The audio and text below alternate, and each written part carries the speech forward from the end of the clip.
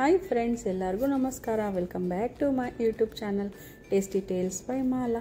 ನಾವು ಇವತ್ತು ಮಾಡುವ ರೆಸಿಪಿ ಸೂಪರ್ ಹೆಲ್ದಿಯಾಗಿರುವಂತಹ ಬಾದಾಮಿ ಮಿಲ್ಕ್ ಪೌಡರ್ನ ಮಾಡ್ತಾಯಿದ್ದೀವಿ. ಇದು ಮಾಡೋದಕ್ಕೆ ತುಂಬ ಈಸಿ ಮತ್ತು ಹೆಲ್ದಿ ಕೂಡ.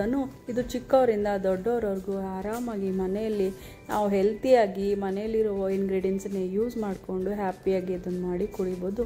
ಇವೇ ಸಮ್ಮರಲ್ಲಾಗಲಿ ವಿಂಟರಲ್ಲಾಗಲಿ ಇದನ್ನು ಕುಡಿಯೋದ್ರಿಂದ ನಮ್ಮ ಬಾಡಿಗೆ ತುಂಬ ಶಕ್ತಿ ಕೊಡುತ್ತೆ. ಹಾಗಾದರೆ ಬನ್ನಿ ಹೆಲ್ತಿ ಬಾದಾಮಿ ಮಿಲ್ಕ್ ಪೌಡರ್ನ ಹೇಗೆ ಮಾಡೋದು ಅಂತ ನಾವು ಈ ವಿಡಿಯೋಲಿ ನೋಡೋಣ. ಮೊದಲಿಗೆ ಒಂದು ಪ್ಯಾನ್ ತೊಗೊಂಡು 1 ಕಪ್ಪು ಬಾದಾಮಿನ ತೊಗೊಳ್ತಾ ಇದ್ದೀನಿ. ಅದನ್ನು ಸ್ವಲ್ಪ ಡ್ರೈ ರೋಸ್ಟ್ ಮಾಡ್ಕೊಳ್ಳಿ. ಯಾಕಂದರೆ ನಾವು ಡ್ರೈ ರೋಸ್ಟ್ ಮಾಡೋದ್ರಿಂದ ಆ ಬಾದಾಮಲ್ಲಿ ಇರೋ ಎಣ್ಣೆ ಎಲ್ಲ ಬಿಟ್ಕೊಳ್ಳೋದಕ್ಕೆ ಹೆಲ್ಪ್ ಆಗುತ್ತೆ.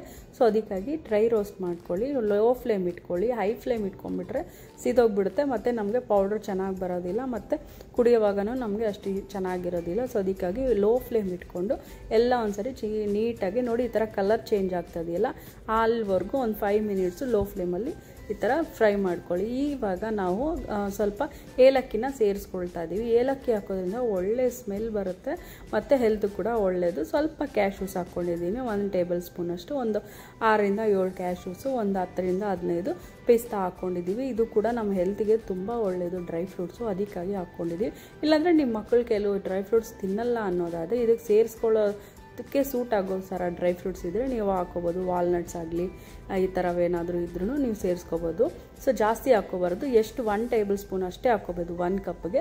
ಸೊ ಇವನ್ನೆಲ್ಲ ಹಾಕ್ಕೊಂಡು ಲೋ ಫ್ಲೇಮ್ ಇಟ್ಕೊಂಡು ಇದನ್ನು ಕೂಡ ನೀಟಾಗಿ ಎಲ್ಲ ಕಲಿಸ್ಕೊಳ್ಳಿ. ಇವಾಗ ಇದು ಸ್ವಿಚ್ ಆಫ್ ಮಾಡಿಬಿಟ್ಟು ಫ್ಲೇಮನ್ನು ಸೈಡ್ಗೆ ಇಟ್ಬಿಟ್ರೆ ಎಲ್ಲ ತಣ್ಣಗಾಗಬೇಕು. ಇವಾಗ ನಾನು 1 ಕಪ್ಪು ಶುಗರ್ ತೊಗೊಂಡಿದ್ದೀನಿ.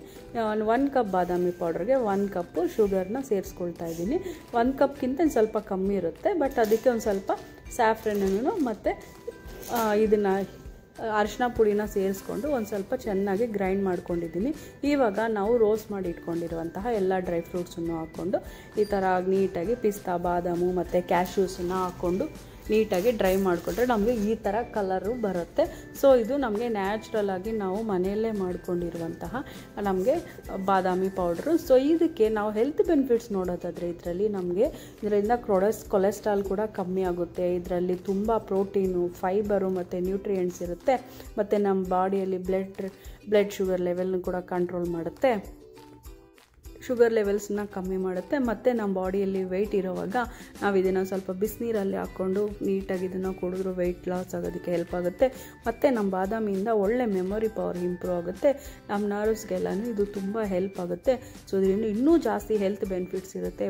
ನಮಗೆ ತುಂಬ ಶಕ್ತಿಯನ್ನು ಕೊಡುವಂತಹ ಈ ಬಾದಾಮಿ ಮಿಲ್ಕು ಮನೆಯಲ್ಲೇ ಹೆಲ್ತಿಯಾಗಿ ಮಾಡ್ಕೊಂಡು ಒಂದ್ಸರಿ ನೀವು ಟ್ರೈ ಮಾಡಿ. ನಿಮ್ಗೆ ಏನಾದರೂ ಈ ವಿಡಿಯೋ ಇಷ್ಟ ಆಯಿತು ಅಂದರೆ ಲೈಕ್ ಮಾಡಿ, ಶೇರ್ ಮಾಡಿ, ಕಮೆಂಟ್ ಮಾಡಿ, ಸಬ್ಸ್ಕ್ರೈಬ್ ಮಾಡೋದು ಮರಿಬೇಡಿ.